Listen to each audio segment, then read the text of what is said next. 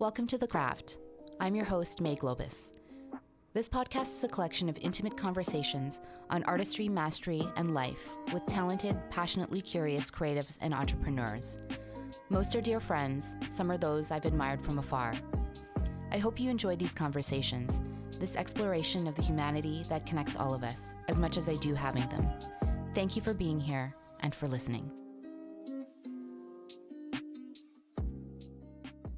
This episode is sponsored by Happy Fox Health, a natural supplement brand focused on sea moss, a marine algae that has 92 out of 102 essential nutrients that your body needs to thrive and regenerate. I've used a number of their products and found it's really given me clarity of mind. Visit happyfoxhealth.com and use promo code THECRAFT for an exclusive 15 to 20% discount off your first product purchase. Nat Tersigni is an open book, and it's refreshing. A longtime retail veteran, she's been running Gravity Pope tailored goods for more than a decade, bringing her warmth and impeccable taste to the shop, her clients, and the community. She was born and raised in Toronto, in a family that is Italian in every sense of the word, tight-knit, and led by strong females. Both her grandmothers, or nonnas, lived long lives and were the matriarchs of the roost. Nat spent a lot of time with them as a child. In her teens, she would buy vintage clothing by the pound at Value Village because it was an affordable way to be experimental. Her dream was to one day open her own shop, so she pursued her retail management degree after trying photography and finding it didn't suit her. During school, she also had a retail job, juggling it with stints at nightclubs, marking the start of her long career in fashion. A short-lived job at Aritzia's head office brought her out west before heading over to Gravity Pope in 2016. In this conversation, we explore the genesis of her work ethic in relation to parental pride and approval, memories of watching her nonnas cook meals in their basement kitchens, how working high-level retail and in nightclubs during university helped her come out of her shell, how asking questions allowed Nat to develop real relationships with her loyal clientele, how she leads her young shop team with openness and what she's learned from this next generation, teaching her young son about women, emotions, empathy, and compassion, what she hopes for herself, and more. Please enjoy this intimate conversation with the wise, honest, and welcoming Nat Tersigni. Nat Tersigni. Hi. Hi, welcome to The Craft. Thanks for having me. I'm really stoked to be here. Yes, thank you for being here. I'm super excited because I know we were trying to make this happen for a number of months almost. Yeah, so I'm glad it aligned finally. Yeah, me too. I was thinking about how we first met, and you and I have a ton of mutual friends, so there's that. Yeah. But I think where we really started to connect a little bit more deeply was me coming into Gravity Pope tailored goods every few months because you guys carried a certain Malin and Getz item that... And you are one of many. I have many clients that I see one every couple of months to re-up their deodorant. So it's a relationship builder for sure. Yeah, it totally is. Yeah. So I'm glad that, I got to see you on those occasions. I'm glad your armpits needed me. I know, they really did. They really did. But anyways, we had dinner the other night, and you were saying to me that you are not a small talker, and neither am I. So I'm excited for this deep dive. Yeah. So let's go back in time. Let's go back to Toronto. You were born and raised there. Yeah, born and raised in Toronto, a long time ago. I feel like I grew up in a pretty typical, my parents, my bro. We went to.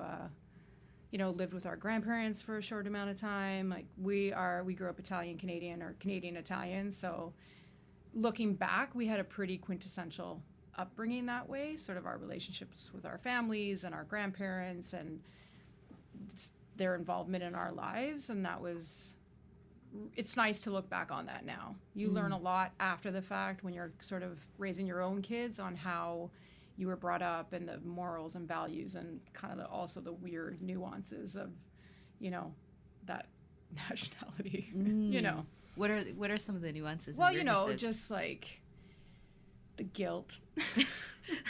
the Roman Catholic guilt. The guilt that comes with growing up. I mean, I'm sure there's a lot of similar cultures that have that same sort of, but I think that also kept me from sort of not pushing hard to keep working hard and when I moved to Vancouver, I kind of could have just couch surfed and not worked really hard, but there was always that sense, it's sort of a subconscious fear of your parents that makes you work hard. And I think that's good. I'm not afraid of my parents. I love my parents very much, but there's also, wanting to please them and wanting to be sort of have them look and be proud of you that makes you work hard. So I resonate with that. Yeah, right. I'm sure you do. Yeah, I'm sure. And I think a lot of people that I surround myself with have that same sort of mentality. So it was during it, you don't know what's happening until you look back and you're like, wow, I could have done nothing with myself. But I feel,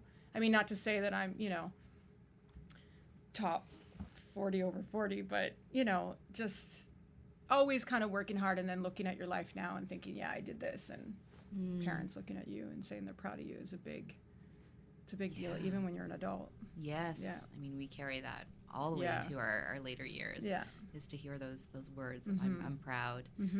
Paint a picture of your parents for me. Anna and Rocco. They are, interestingly, like now when I look at them, they've spent through 2.5 years together, and they still get along. They still like each other. My mom's a strong female role model in my life. She always has been, really sort of static, and I can always rely on her. My dad too, he always sort of represented the things, like he valued family and food, and he's a hardworking guy. So they were just good. They were just good, steady role models, have been super, super supportive, and for sure we've become more friends as we get older. We share a lot. They've been there for me through very dark times. So I'm always forever grateful and like knowing things about them that make them people and not just parents. So I think that's important when you get older, when you start to see your parents with everything, their flaws and the things about them that aren't just mom and dad, Yeah. It allows you to have a little bit more compassion for maybe the things that you didn't agree with when you were growing up. For sure. And it helps you sort of understand your own self and what you do and what you value and stuff. So, yeah, I'm glad that we've gotten to this point. I miss them because, the pandemic has really, I didn't want to really talk about that thing that much, but it's really made it hard for a lot of people, a lot of families. You mentioned your grandparents. Were they around a lot? And did you have really close relationships with them? Yeah. My grandmothers were both the matriarchs, obviously, if you could paint that very stereotypical Italian household, both of my grandparents had that. Both of my grandfathers died in their 70s of cancer, unfortunately, but my grandmothers kept trudging on. And so my parents were both middle children of each of those. So they just were big caregivers for their moms, and so just by default we were a big part of, my brother and I were a big part of their lives too, but my cousins too. Like we have a good close family. And my grandmothers, like they were Vincenza and Luigina, like great names. Yeah, they're pretty epic. Like they could cook, and they had the basement kitchens, and they did the sauce and the sugo, and it was just pretty, and they both had their niche. Like one made arancini. Actually, it's not called arancini from where we come from. It's called supli. It's like the little rice balls that everyone loves, but we're Roman, so they're called supli.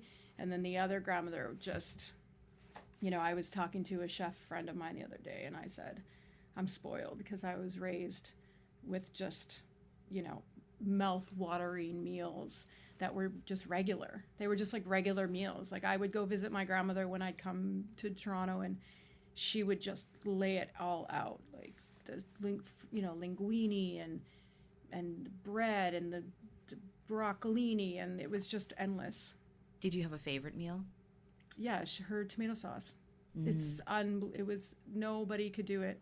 I was actually supposed to take on the responsibility of learning how to make it because I was the only girl in the family. So there was 75 years of men and then me. And then beyond me was all boys. So I was responsible to be able to recreate this sauce. So I apologize to all the Tersigni boys. But once I went over and sort of, interviewed my grandmother and wrote everything down. And it wasn't like she was going to the store buying San Marzano tomatoes like everyone thinks that you have to. She was going to the local grocery store and buying Unico.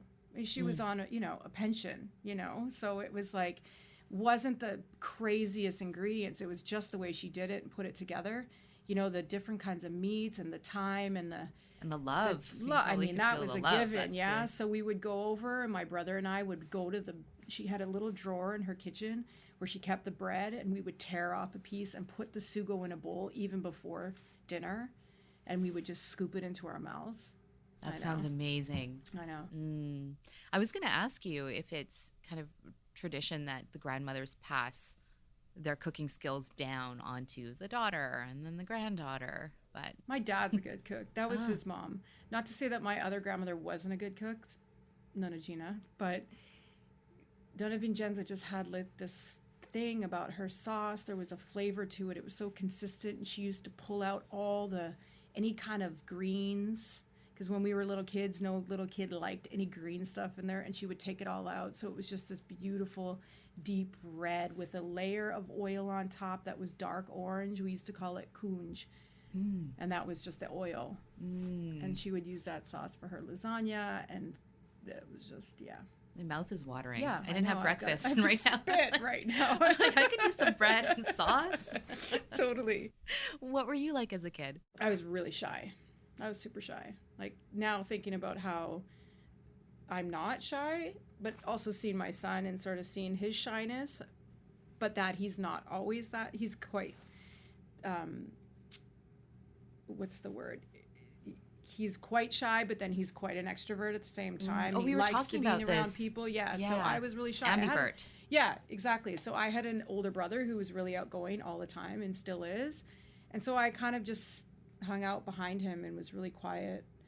And then I just sort of had to grow into myself and found a voice, and here I am.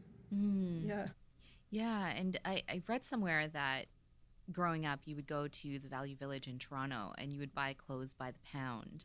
Yeah, I'm so curious to know where and why you were drawn to fashion and vintage and just clothing in general. I don't know what started it. I remember when I was a little kid, I made a dress for like a Cabbage Patch Kid, and it was, I cut it up and it looked like kind of punk, and then I just started dressing secondhand because it was cheap and I liked the idea of it, and I liked, what you could get out of a bag of clothing. My mom hated it, but, because it's kind of gross, but yeah, that was fun, and I was really experimental, and I didn't necessarily want to go into fashion right away. It wasn't my sort of first love.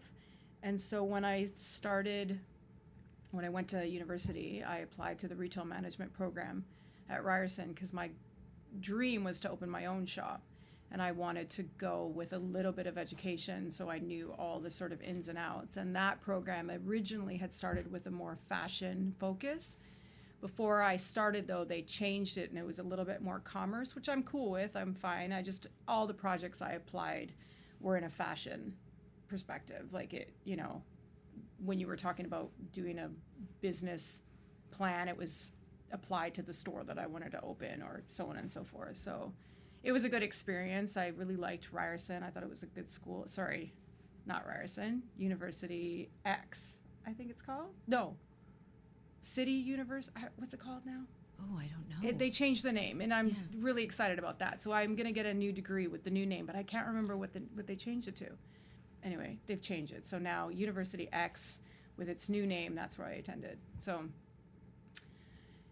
yeah, and that was good. What you said that fashion wasn't your first love. Was there a first love? I wanted to study photography, and I did. I went to Humber, and just it didn't click. So I took a year off and sort of, farted around and tried to figure it out, and then applied to Ryerson University X. And then did that for 4 years. But I worked the whole time quite a bit. So I was working in retail for sort of the top in Toronto, which was the Corbeau group. And they've now dissolved into 3 different stores, but at the time it was one trio of retailers, and they were from the 80s, and they worked in high-end fashion. So they came with this really high level of retail and really boutique style. It was quite amazing to be around, and sort of I take that mentality with me in my own job now. But I worked with them, and I worked a lot in nightclubs. So it was sort of a balance between working at night, working during the day, going to school. It was a lot. Did it help you kind of come out of your shell Yeah, for as sure. well? For sure. Yeah, You're yeah. interacting with so Yeah. many people and Yeah. having to have conversations Yeah, with all totally. kinds. With strangers. Yeah. Mhm. Yeah.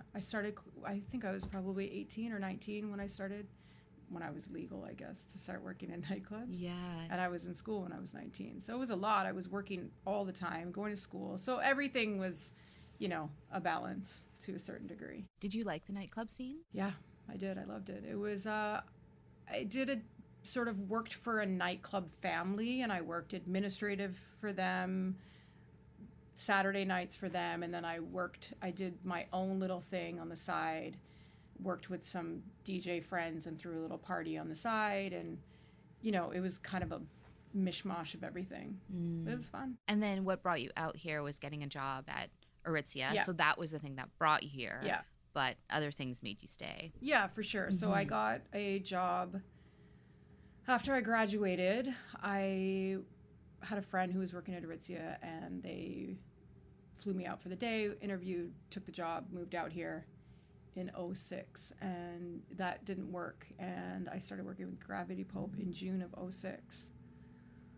I know. And then, I ended up staying, and, life offered me all different opportunities, and now I'm here. And it's been, I don't know, what year are we in? 2022? Yeah, it's been way over a decade that you've been yeah. there. Yeah.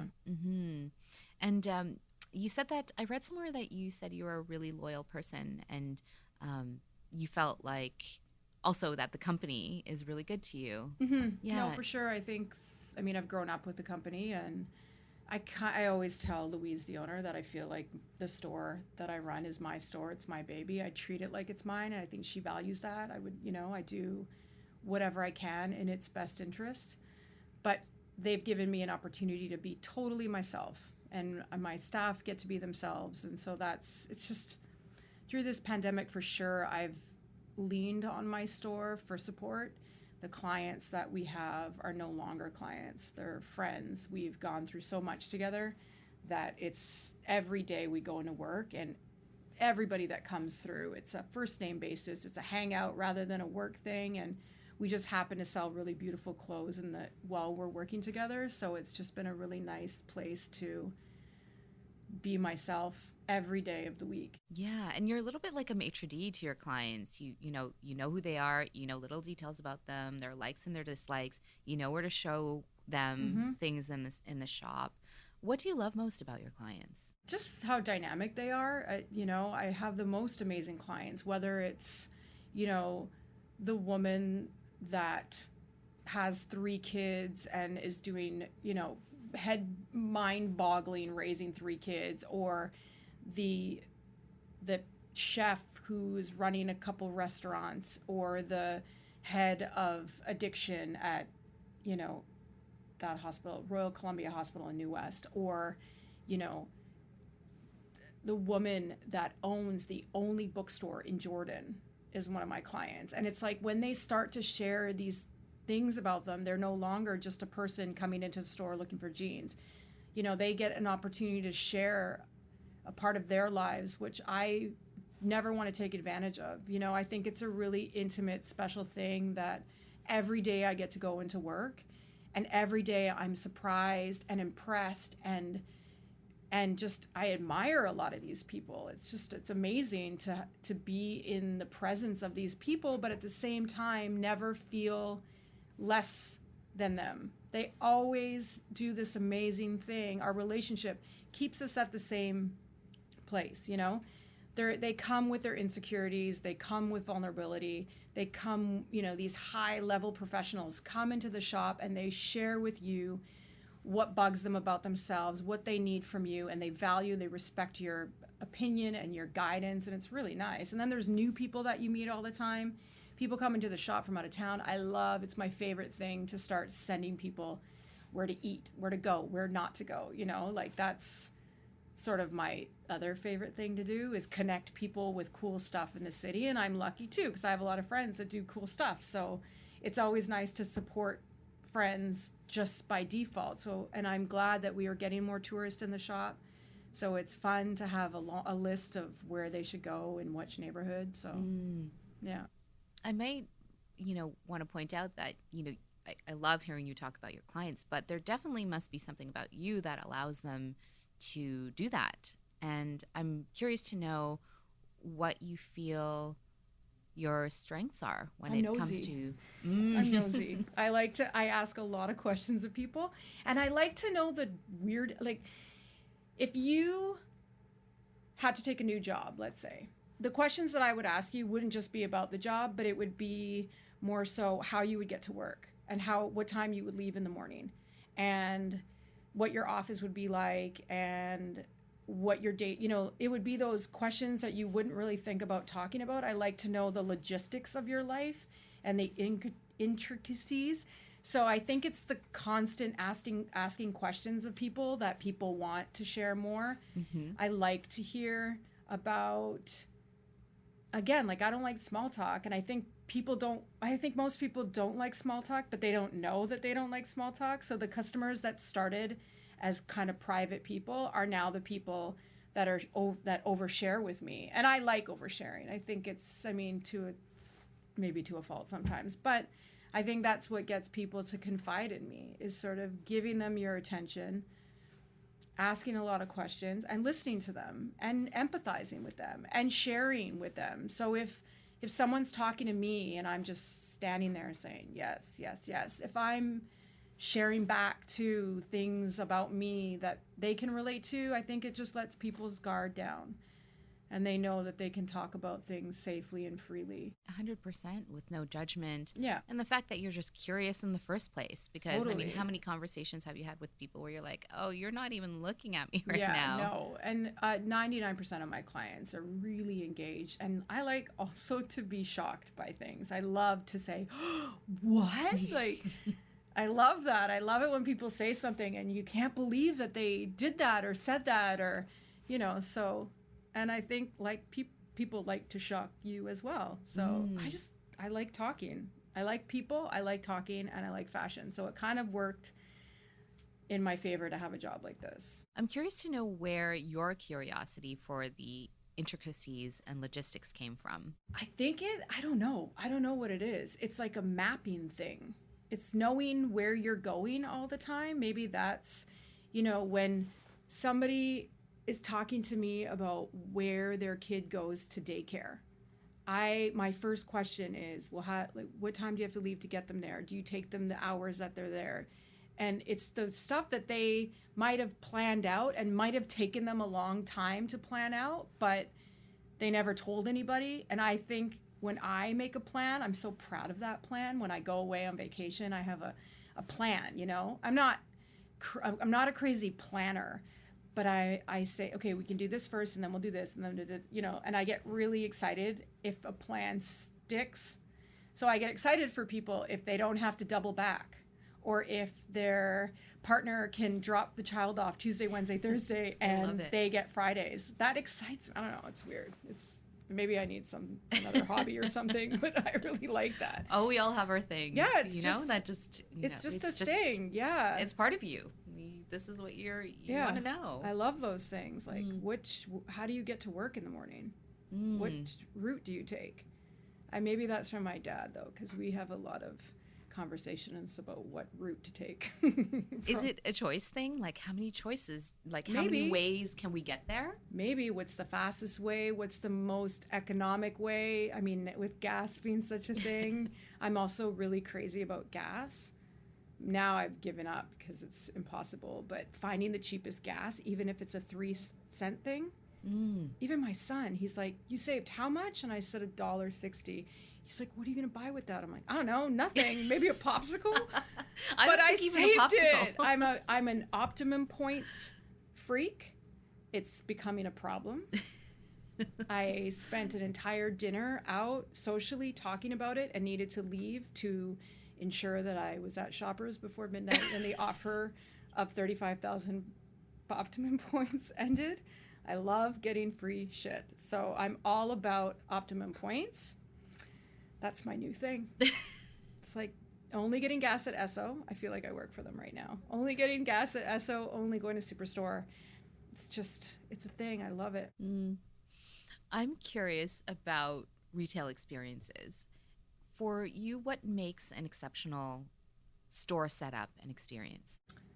I mean, ideally, space is nice, but we all know my store is like a little closet full of clothing, which I think most people appreciate that because there's so much to choose from. But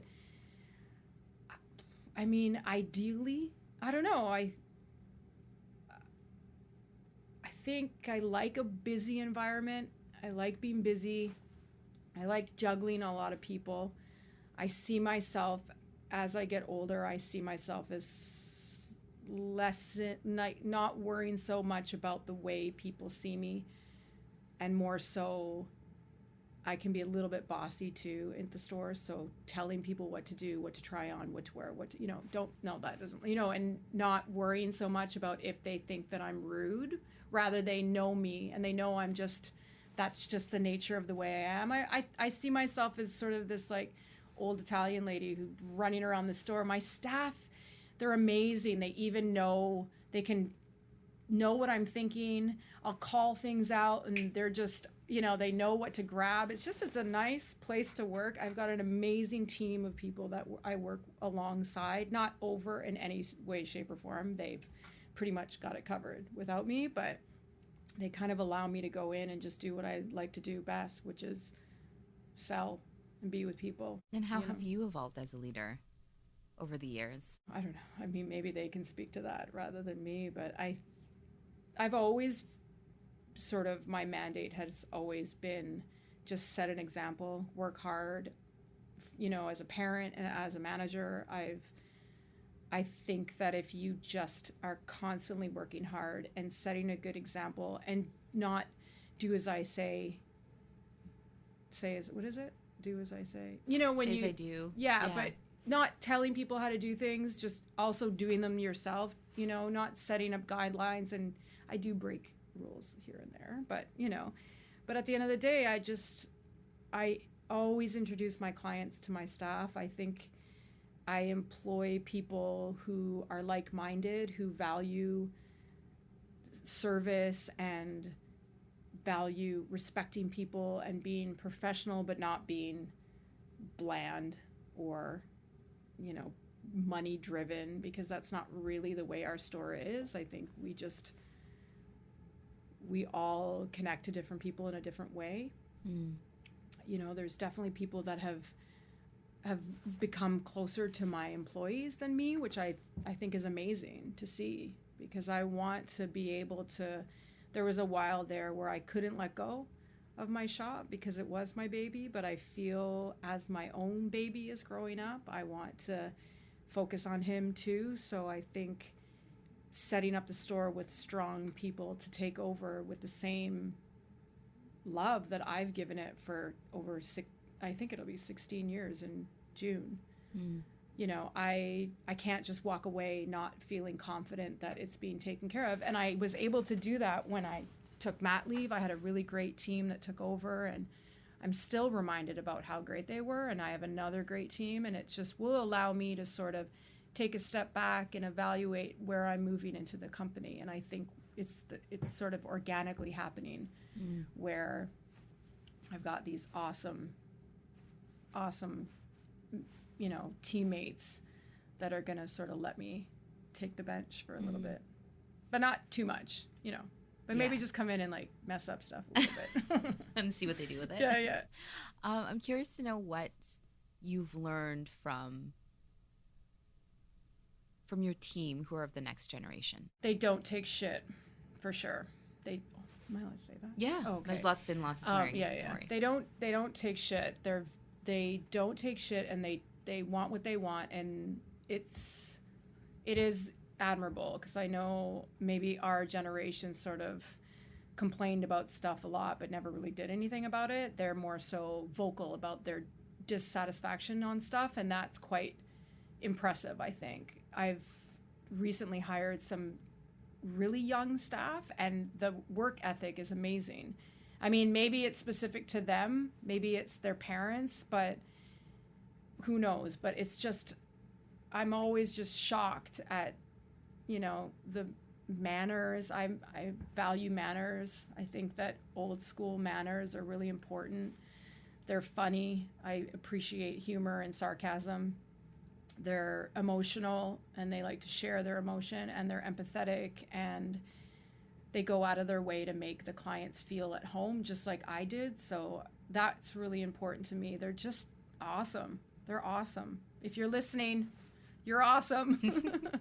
They are. They work hard, and they get excited. And now that the pandemic's done, we're trying to spend, and it's happening, like we're spending more time together, and they're spending more time together. So that was always important to me, is to have a relationship and a friendship with them outside of work. And I've always said to them, you don't have to leave your personal life at the door. I'm not that kind of person. If you had a problem and I couldn't help you with it, I would be frustrated. I would be disappointed, especially because you're my work family. We spend so much time together. So yeah, I think we've got a pretty good thing right now. I really still, after this long, I get excited to get up and go to work.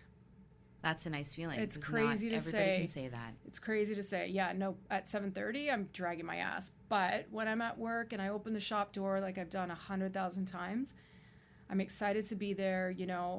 I don't just sell clothes for a living. I have built the most amazing friendships and relationships. I've learned so much, and there's just so much more to learn. Gravity Pope, we've been around for 30 years, but I feel like we still have so much to do, and I'm excited. I feel like I'm interviewing for a job right now, but I'm excited to be a part of it and to be part of sort of one of the people that's been with it through a long time. I've made some really long time friendships from this shop, people that I met at the very beginning, and I value that. I think it's important. The people that have worked for me, I'm still friends with, weddings and babies and, a whole list of things that I've got to be a part of people that used to work with me at the shop. It's amazing. So relationships are everything in this life. Totally. You and I were talking about that at dinner the other night. Yeah. And it's the whole reason for being is the connection that you have with others. I wanted to ask about your son. Mm-hmm. And after becoming a mother to your son, in what ways did you grow, and in what ways were you challenged? I mean, it's almost like I imagined him before he was born. He's kind of, I don't know, he's pushed me into being just tougher and more clear, and to just be really honest about how I'm feeling, and to be straight with, not to be, I don't know. And it's just because it's just us, our relationship can differ in the way that we talk to each other. And I said to him last night, I said, you don't have to tell me everything. You don't have to tell me everything you do. You don't have to tell me everywhere you've went. I just want to know that you're being honest with me about your feelings. I want you to feel safe with me, to talk to me about how you're feeling about stuff, at school, in your personal life. He's slowed me down, made me really value being at home. He's a homebody. So he has really made me appreciate being at home, because he loves being at home. And so home is sort of him and where we are. He's a pretty special kid. I care about him a lot. I like him 99% of the time. Well, I just met him for the first time. Yeah, and he's sitting outside of the podcast studio right now. He said, I want to talk. I was like, I don't think you're going to be a part of it. Yeah, he was pretty stoked to be able to use his iPad for an hour. So he's happy, yeah. Yeah, no, he does have a nice energy about him. Yeah, he's been known to be quite shy, but once he opens up, he's just, jokes and funny and kind of goofy, and it's nonstop. Like from the second he wakes up, he is nonstop, constantly trying to make me laugh, which I love about him. Like today, he took a piece of bread and put it on the counter and just let it fall over and thought like a tower, like just like just fell over, and the noise that it made was the funniest thing. And then he asked me why I laughed at that, and I just thought it was cute that he was just trying to make me laugh with the silliest thing. So what was your answer to that? Why you like, laughed at I don't it? know, it's a piece of toast, like what do you want me to say? But we have fun together. We have a good time. So I'm excited for the summer. And again, going back to my team, having a great team to allow me to sort of take a break. And my company's really supportive of me, taking a little bit of time off here and there just to, do things and hang out and go to the park. And because there are long hours at the store sometimes. Yeah. I do pretty long hours, but it never really feels like it. It feels like it a little bit more now that I'm older, but I right, sit all the more. Standing. Yeah. I sit a lot more. of being on your feet. Mm-hmm. What do you hope for him? I did read somewhere that you said something about creating a nice, peaceful home for him, but what else do you hope for? I hope that he just gets ample opportunities to do the things that he likes. I hope that he gets to travel. I hope that he gets to see all his families everywhere. He's got family in San Francisco. He's got family in Hong Kong. He's got family in Italy. He's got family in Toronto. Like, I think it would be amazing if he could see all of those places. I hope that he is a confident kid. I hope that he doesn't get led astray. I hope that is sort of the responsibility of his parents to make sure that he feels strong and confident and knows what he wants, knows what he doesn't want. And I think it's hard in school, when you want to be a part of something, and even if it's not a good thing. So I just hope that he feels that he can rely on us and come to us when he's feeling nervous or scared, to be honest with us. I mean, I know he's honest with me about a lot of things that I don't want to hear, but more so about, like the wrinkles on my forehead or the size of my butt. You're like, okay, well, yeah, that but kind I'm of like, honesty. okay, but I am encouraging honesty, but maybe I'm going to draw the line at that. Okay. Yes. But yeah, he's cool. He's a cool kid. And I just want to keep, I don't want to push him, because I know parents, when they want their kids, it's almost like you want your kid to be the kid that you weren't, or you want your kid to be the kid that you imagine them to be. And so you get frustrated when they're not, whether they do something stupid or they act a certain way or they're not friendly enough or whatever.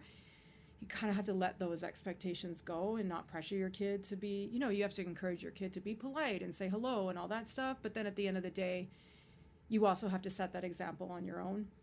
You have to be like that. He says to me, you say hi to everybody. I'm like, yeah, because I like, even strangers, I feel like it's important to share a positive experience, even if it's someone on the street, So slowly I've learned, and clothing is a big one, because of course when you value style and fashion and you have a child, you think, oh my God, I'm gonna totally dress this kid in it, and then all of a sudden they get an opinion of their own. And I had to bribe him today to wear jeans. What does he usually pick? Jogging pants, like every kid.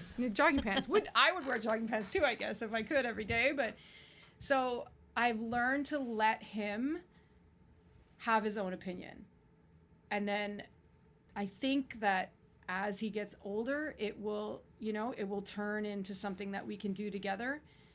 I think just having an opinion is good enough. Whether or not we don't agree on it, I think that we'll find a happy place. Right. In what his style. I don't think it sounds like I'm being a little bit overbearing, but you want your kid to look good, and he's so cute. So yeah, and you know what? Just in terms of him having opinion, it's good that you're teaching him how to have healthy discourse, and healthy discourse means that you're going to have a different opinion, he may have a different opinion, and then you need to be able to talk it out. We're also learning about negotiation, about bribes, that too. What do you teach him about negotiation? Well, negotiating, like if you wear those to dinner, then we can take the car instead of the bike, or I guess that's more of a bribe. Today was a bribe. Yesterday was a negotiation, I think. Yeah. Oh, yes. He just wants jeans to be lined in jogging pant material. I mean, I would right? too. And so I've worked hard to sort of source different cool 100% cotton jeans for him from around the world. So he has all these really nice fitting jeans that he won't wear because they feel like denim on the inside. But I won't buy him those slim fitting boys stretchy jeans because I just don't like them. So we're kind of stuck with, so I'm thinking maybe I should just get them all lined in like a cotton jersey. There you go. And like make a new business out of it. You're solutions oriented. Thinking, yeah. Well, what do you hope for yourself? Oof, that's a big one. I was thinking about just having this conversation, and I was thinking about that. I've stopped making big plans. I know that you're supposed to imagine and visualize yourself in the future, but lately I've just been trying to get, every week feels like, okay, another week. I don't know why. Maybe that doesn't sound so promising, but for me, I just want to be in a place, I'm in a good place. I'm in a place where I feel, confident as a woman. I feel good. I feel like happy at my job.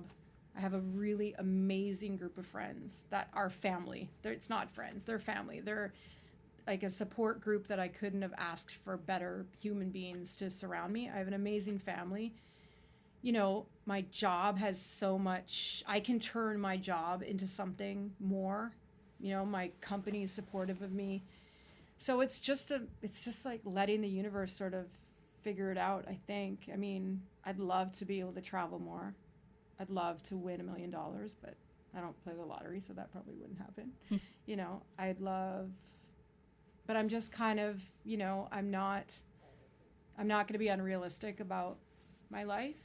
I think putting your expectations away, not making them too high, keeps you happy with the day to day. I'm happy where I'm at. Happy being like a loose word. Not every day. Every day is something different. Some days you wish you owned a house or had a different car or, had a different job. But if you can't, you just have to be sort of content with what you have, because then you miss it. If you're constantly looking to the future, you miss what's going on around you. Like you're scheduling forward. You want this, you want that. But I just want to really, resonate on what I have right now. And I do.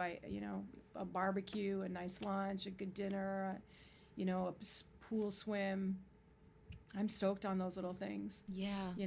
I don't. Little pleasures. Yeah. I mean, yeah, for sure. I'd love to be in the south of France right now, but it's not happening. But I'm here with you guys, and I'm stoked. Yeah.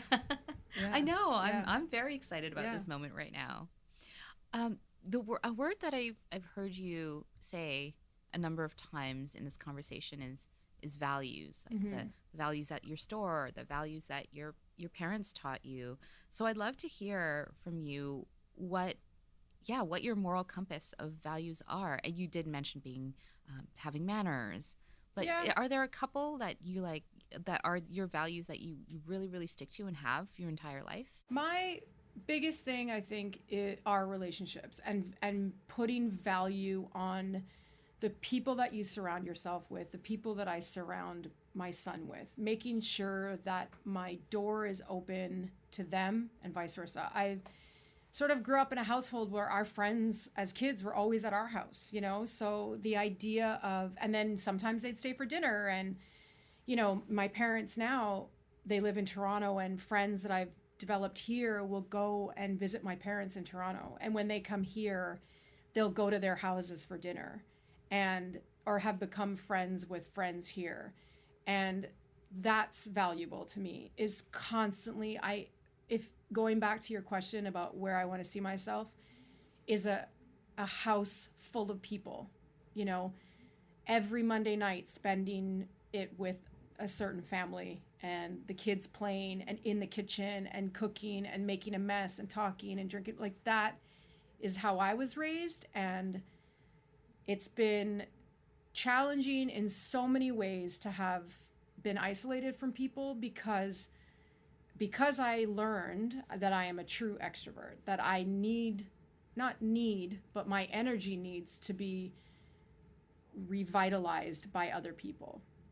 Whether they're, fighting or in a bad mood or there's problems going on, there's just something about being surrounded by people that keeps me going. And so the pandemic has just been a drag because, yeah, no doubt I liked a few nights in watching Netflix and stuff, but it's been hard. And so it's nice to know that we can let our guard down just a little bit now moving forward. Mm-hmm. I mean, I'm not saying like go crazy, but yeah, I definitely need to cook a big meal, have a barbecue.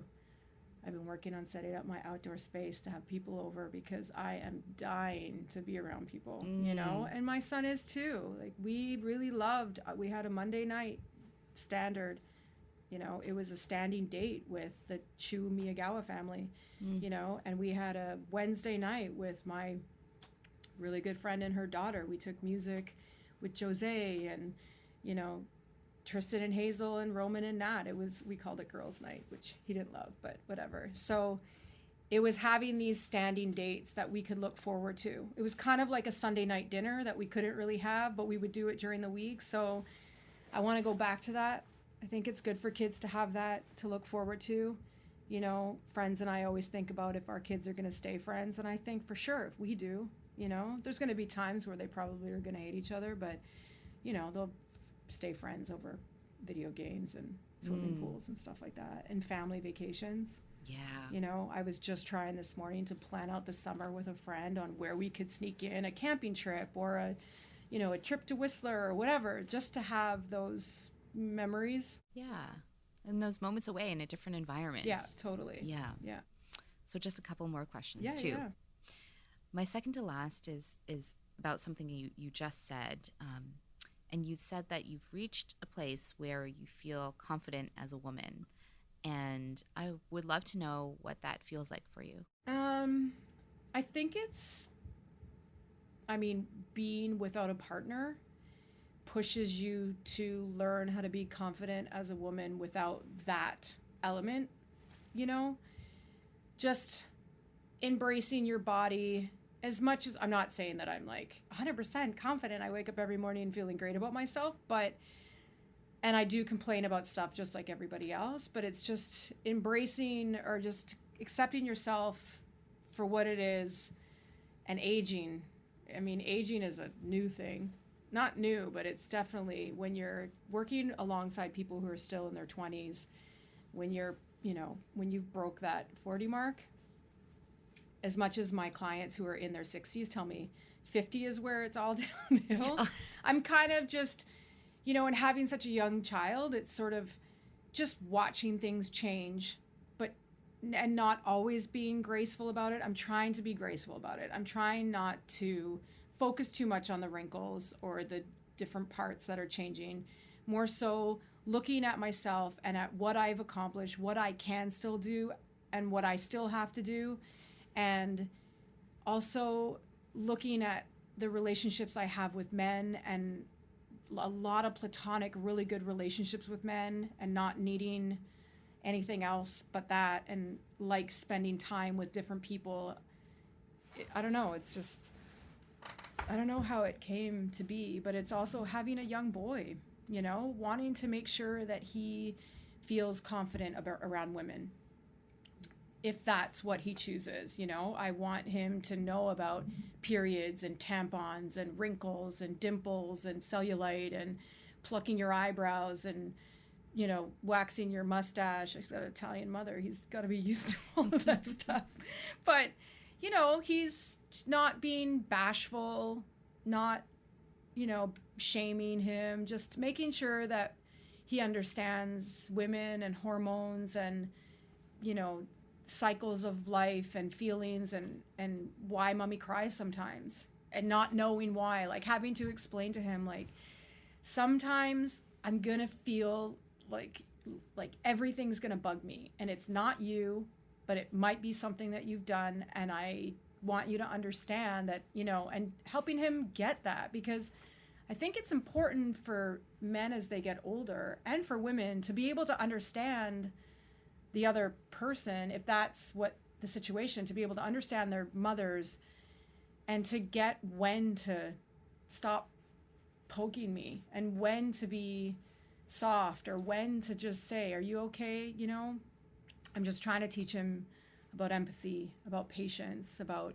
understanding, about, you know, letting people make mistakes, because people are going to make mistakes. That's what we do. That's what we're here for, is to make mistakes and then sort of learn from them. And some do and some don't. And he needs to be able to make mistakes. But I also am setting him up for a teenager, which is like, I mean, I'm terrified of having a 16-year-old, because I mean, I'm really just hoping that we have the same relationship that we have now, where we can laugh as much as we can and then we fight, but the fighting will, you know, I'm trying to set us up for a good relationship when we're older, because Lord knows, you know, he's 7 now and he's all sass, so I can't even imagine what he's going to be like when he's 16, but I'm just hoping that he stays cool and, you know, we can find a middle ground. I think if you have a strong foundation, which it sounds like you're building, you can always come back to that. Yeah, trying to, yeah. My final question that I ask everyone, with what you do, what is it that you want to leave behind in the world? What do I want to leave behind? I just want to make sure that the people who were friends with me knew that they were loved and that they were important to me and that they had a huge stake in my growth as a human. I want to know that I made people feel welcome, that I never, and that they felt, you know, cared for, I think. I mean, obviously, there's all that other stuff, you know, like the stuff that you actually did, like the work that you did and the money that you made and the money you made for someone else. And that stuff is not important to me. I mean, it's important, I guess, to, you know, when I die and I leave money for my kid, that will be important to him. But I just want to be remembered as someone who was emotional and honest and shared my experience and was resilient and was tough, but was also soft and vulnerable and sensitive, which I am. I mean, I'm loud and crass and I swear too much, but I'm also a very sensitive Pisces, so I'm thinking that will be my legacy. That's really beautiful.